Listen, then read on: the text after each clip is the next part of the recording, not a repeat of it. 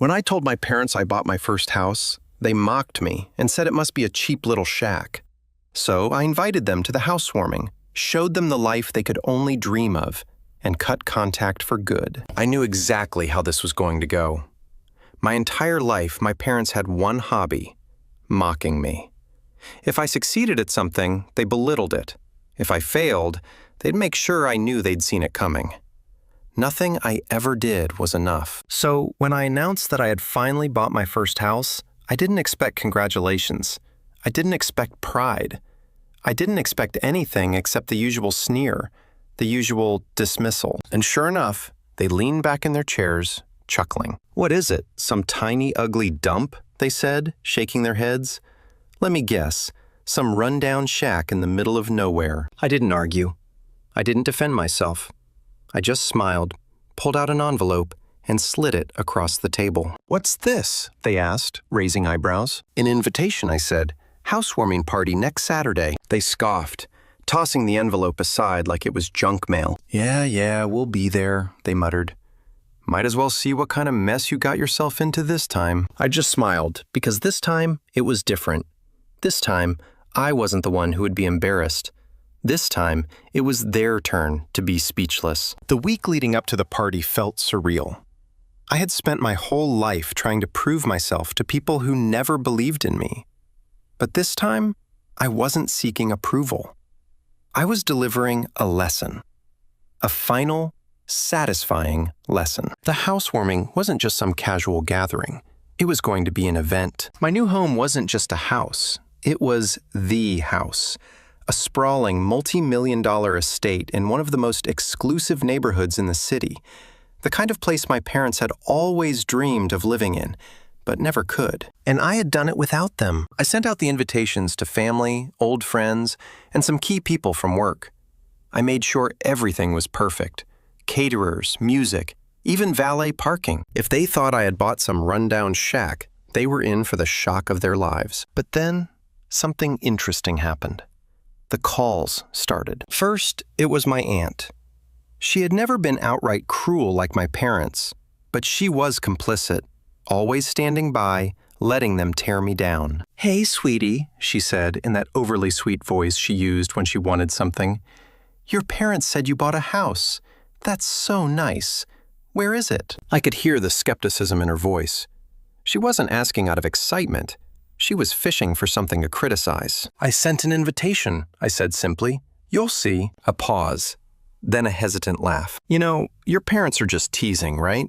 They only want what's best for you." "Right, because ridiculing your child's every accomplishment is the hallmark of good parenting." "I guess we'll find out next Saturday," I said, then ended the call before she could keep going. Then, 2 days before the party, my parents called. That was rare.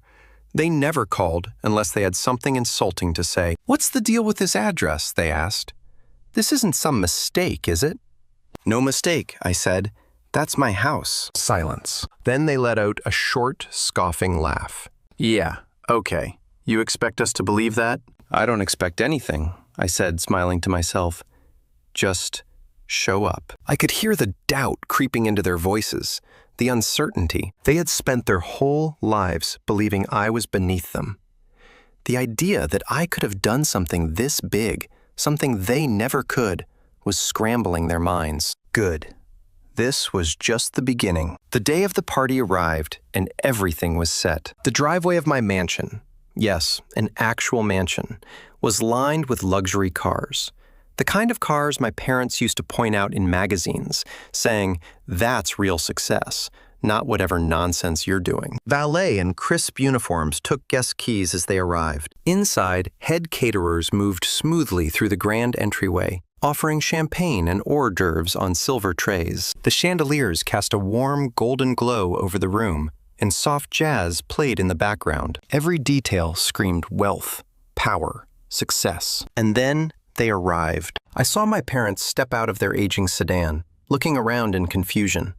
My aunt was right behind them, clutching her purse like she had accidentally wandered into the wrong neighborhood. They stared up at the house, their jaws tightening. This was not what they expected, not even close. I walked out onto the front steps, taking my time.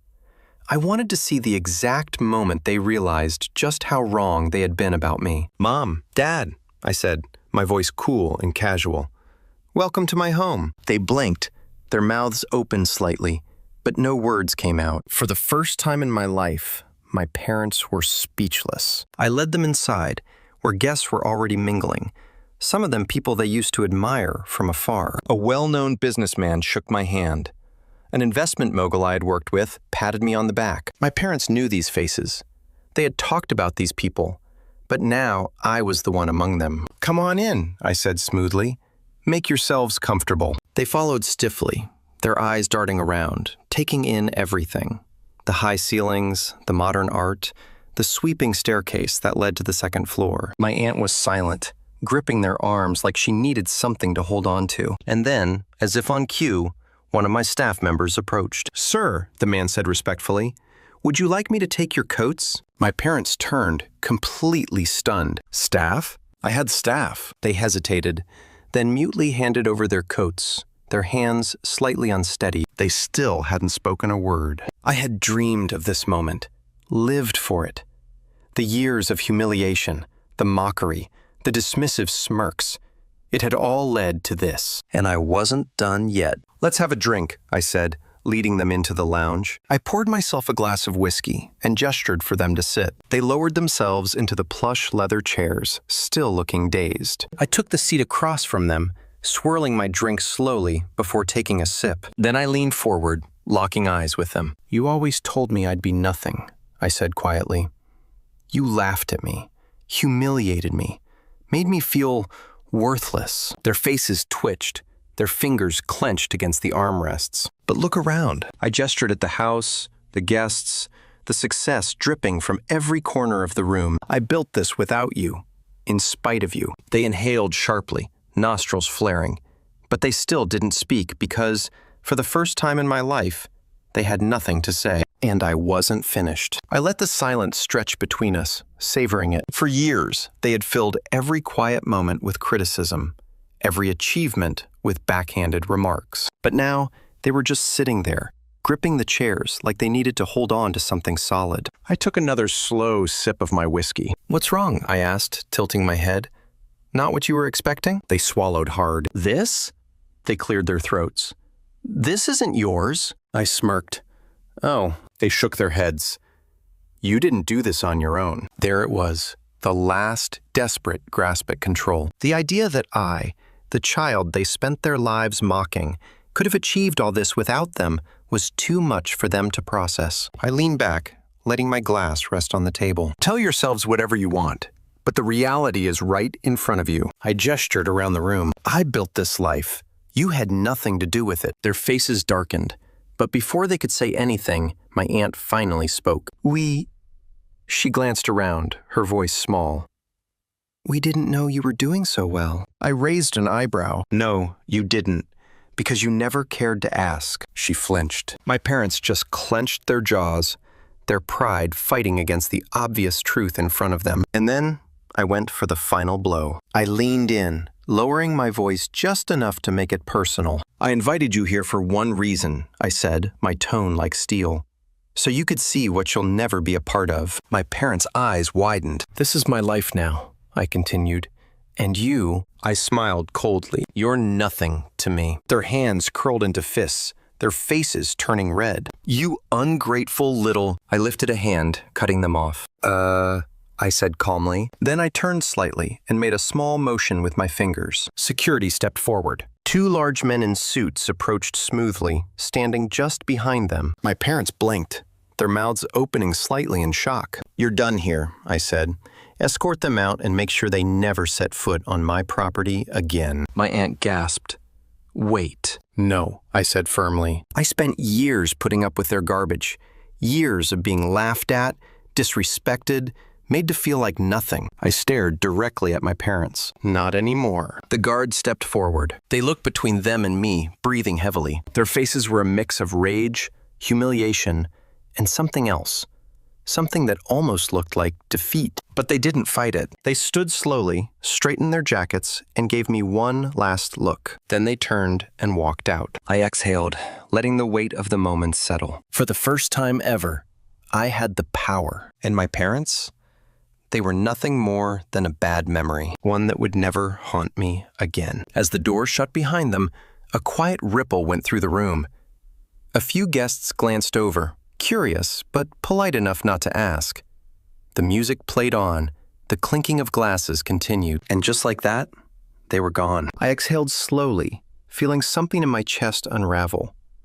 For years I had carried their words, their mockery, their doubts, but now they were out of my house, out of my life, and for the first time ever, I felt free. I turned back to my guests, plastering on an easy smile. "Well," I said, raising my glass, "now that the entertainment is over, let's enjoy the night." A few chuckles, a clink of drinks, and just like that, the celebration continued. But deep down, I knew this night wasn't just about the party. It was about winning, and I had won. As the night went on, I found myself stepping away from the party, out onto the grand balcony overlooking the city skyline. The air was cool, crisp, carrying the distant hum of life below. Inside, my guests laughed and talked, the warmth of success wrapping around them like a comfortable embrace. But I needed a moment. I leaned against the railing, staring out at the lights. It still didn't feel real. Not just the house, the wealth, or the event, but the silence. For the first time in my life, my parents' voices weren't in my head, whispering doubts, tearing me down. They were gone. For good. I should have felt relief, victory. And in a way, I did. But there was something else, too. Something heavier. Because beneath all the satisfaction, there was a part of me that had once wanted them to be proud. It wasn't just about proving them wrong. A long time ago, before I truly understood who they were, I had wanted them to see my worth, to recognize that I had worked, that I had fought, that I had built something incredible. But tonight made it clear they never would, and that was their loss. I took a deep breath, letting the thought settle, and then I let it go. I had spent too much of my life chasing validation from people who never deserved that power over me. Now, I was done. I straightened, adjusting my jacket, and took one last look at the city. Then I turned, stepping back inside, where laughter and success awaited me. I had won, and it was time to enjoy it. As I stepped back inside, the atmosphere of the party wrapped around me like a warm embrace. Conversations flowed easily. Glasses clinked together in celebration, and people who once doubted me now shook my hand with admiration. This wasn't just a housewarming party. It was a statement. I made my way through the crowd, exchanging pleasantries with colleagues, old friends, and even distant relatives who had barely acknowledged me before tonight. Funny how success had a way of making people pay attention. But there was one person I was looking for. In the far corner of the room, near the grand fireplace, I spotted him. Mr. Langford, a man whose influence in my industry was legendary. He had been one of my parents' idols, the kind of man they would kill to have a conversation with. And now he was here, at my housewarming party. I approached, and as soon as he saw me, his face lit up. "There's the man of the hour," he said, extending his hand. "This place is incredible." I shook his hand firmly. "I appreciate that, Mr. Langford. It means a lot coming from you." He chuckled. "Call me Richard. And listen, I've been hearing a lot about what you're doing with your business. I like it a lot." That's when he leaned in, slightly lowering his voice. "Let's talk soon. I've got some opportunities that might interest you." I smiled. Opportunities, the kind my parents had always dreamed of. And now they were being handed to me. I glanced toward the entrance for a split second, remembering the look on their faces as they left. They had spent their entire lives telling me I would never make it, that I wasn't good enough, that I would never amount to anything. And yet here I was, not only proving them wrong, but thriving beyond their wildest imagination. I turned back to Richard and lifted my glass. "I'd love to talk," I said smoothly. "Let's make it happen." He grinned. "Now that's what I like to hear." As we clinked glasses, I realized something. I had been so focused on getting revenge that I hadn't taken a moment to appreciate something far more important. I wasn't just proving my parents wrong. I was building a life so extraordinary that their opinions didn't matter anymore. And for the first time ever, I truly, genuinely didn't care what they thought, because my future, it was mine, and it was limitless. The party carried on well into the night. But even as I spoke with my guests, laughed with old friends, and discussed business with people who actually respected me, I couldn't shake a feeling deep in my gut. This wasn't over. Not with my parents, and I was right. Near midnight, just as the last few guests were heading out, my phone buzzed. I pulled it from my pocket, and there it was. A message from my aunt. Your parents aren't okay. They haven't said a word since they left your house.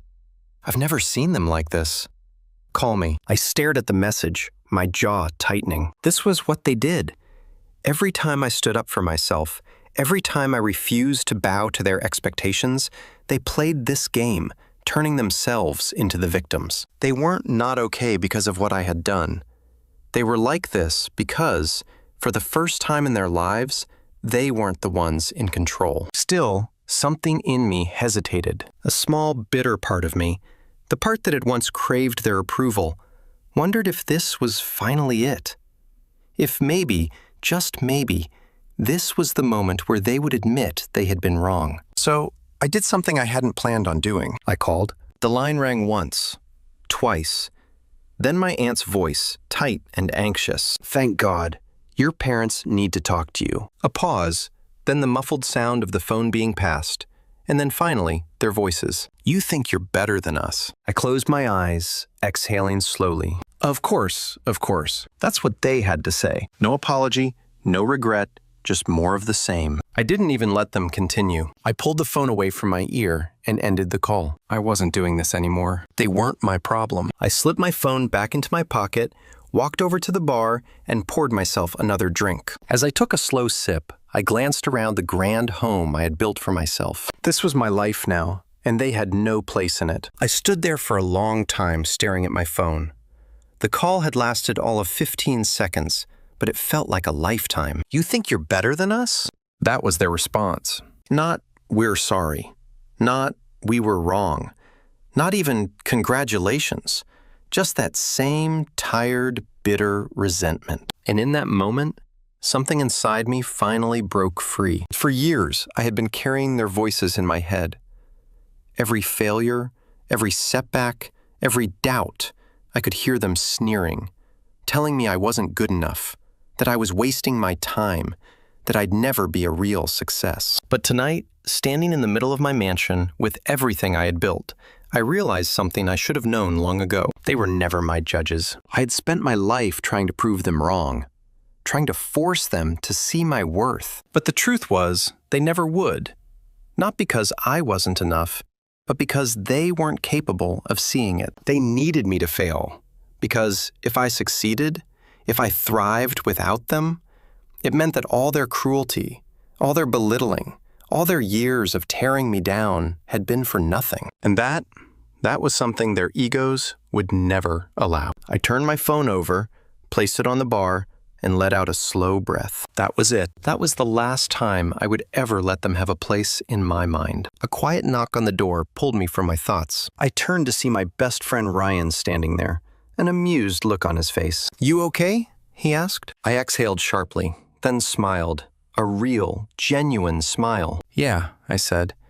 I think I finally am. He grinned and stepped inside, glancing around the room. You know, he said, grabbing a glass and pouring himself a drink, if I were you, I'd be feeling pretty damn good right now. I smirked. Oh, I do. Ryan raised his glass. Then here's to you, man, to proving every last one of them wrong. I clinked my glass against his. But as I took a sip, I realized something. I wasn't just celebrating proving them wrong. I was celebrating something far more important. I had finally let them go. And that was the real victory. The party had ended. The last guests had left. The house was quiet now, save for the soft crackle of the fireplace and the faint hum of the city beyond the windows. I stood in the grand living room, looking around at everything I had built. The success, the wealth, the life I had carved out for myself, without my parents, without their approval, without their validation. And yet, I felt lighter than ever before, because this wasn't just about proving them wrong anymore. It never really was. I walked through the house slowly, taking it all in. The high ceilings, the polished marble floors, the carefully curated artwork. Everything here had a purpose, a story, a meaning, because I had built it not to impress them, not to earn their respect, but for me, for the child they once called a failure, for the young person they never believed in, and most importantly, for the person I had become, stronger, wiser, and free. I picked up my phone one last time, staring at the unread message from my aunt. I didn't need to read it. I already knew what it would say. Another excuse, another plea, another desperate attempt to make me feel guilty for choosing myself. I pressed down on the screen, hovered over the contact for a second, then I blocked the number. And just like that, I was done. No more looking back. No more waiting for an apology that would never come. I poured myself one last drink, walked out onto the balcony, and looked over the city. My city. The place where I had built my empire.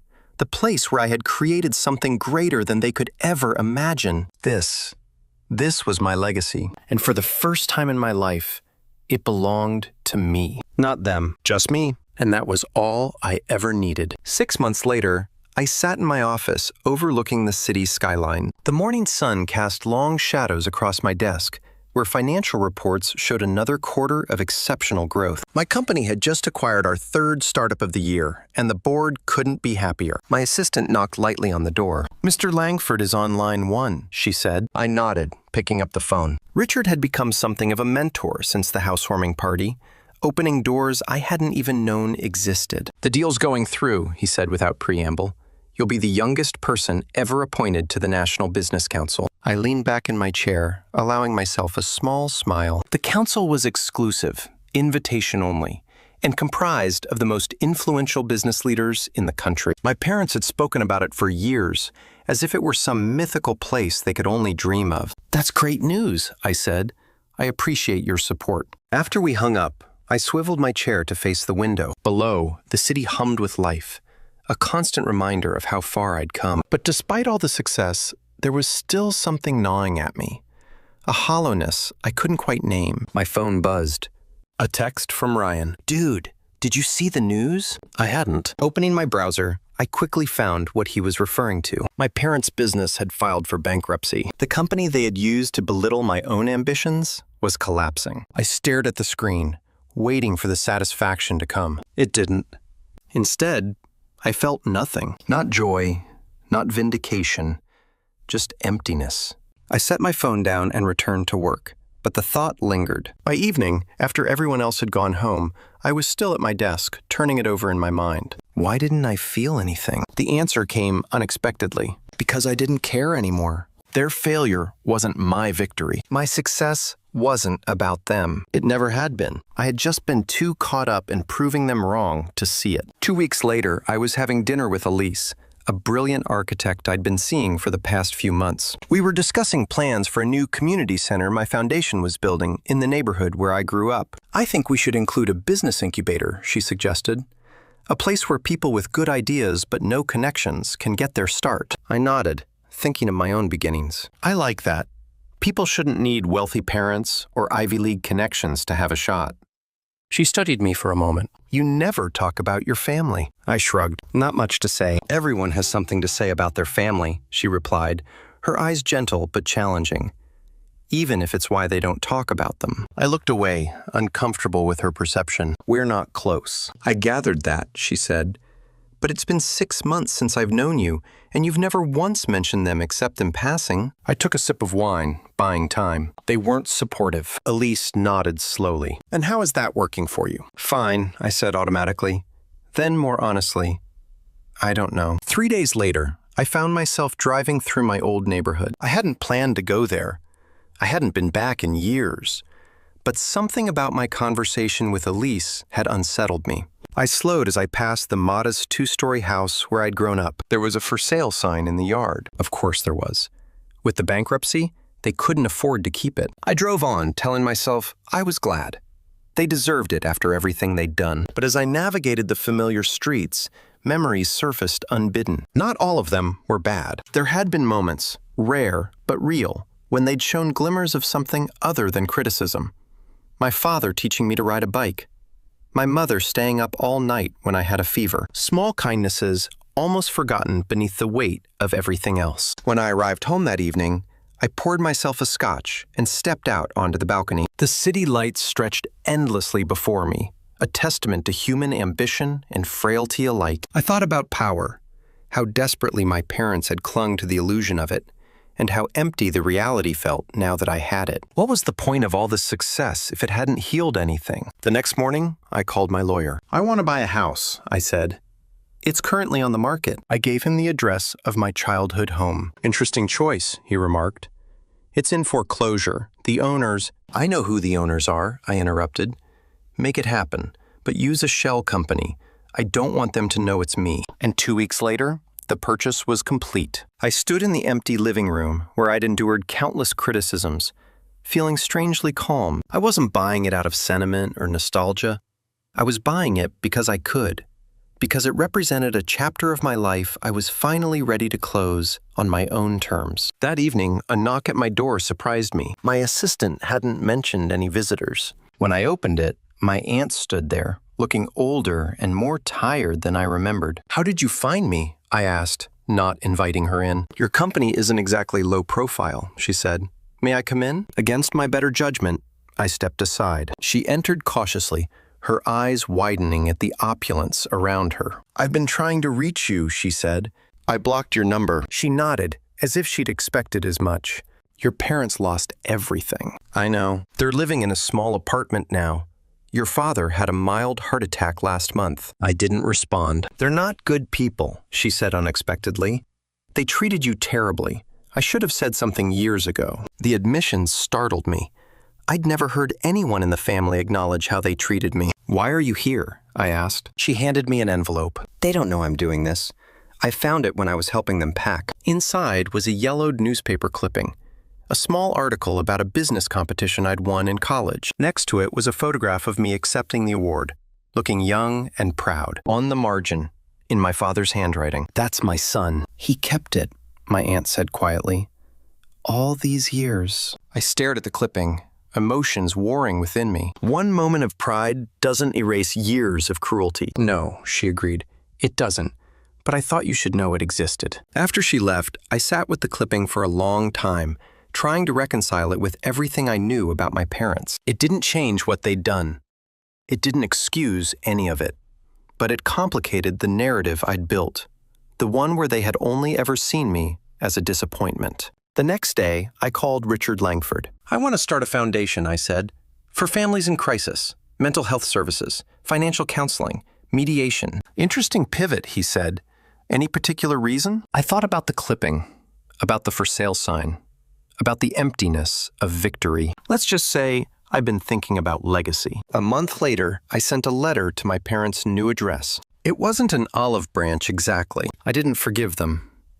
I wasn't sure I ever could. But it was an acknowledgement of the pain of our shared history, of the possibility that people could be more complicated than the roles we assigned them. I didn't invite them back into my life. I didn't offer financial help or reconciliation. I simply let them know about the foundation and included 2 tickets to the opening gala. I didn't expect them to come. I wasn't sure I wanted them to. But as I sealed the envelope, I realized something important. I was sending it for me, not for them. Because moving forward meant acknowledging the past, not just escaping it. Because true success wasn't measured by what you built, but by what you overcame to build it. As I handed the letter to my assistant, I felt a weight lifting. Not completely, but enough to notice the difference. For the first time since that housewarming party, I was making a choice that wasn't reactive, that wasn't about proving anything to anyone. This, too, was part of my legacy. The hardest part, perhaps, but the most necessary. And as I returned to my office, I understood that the story wasn't over.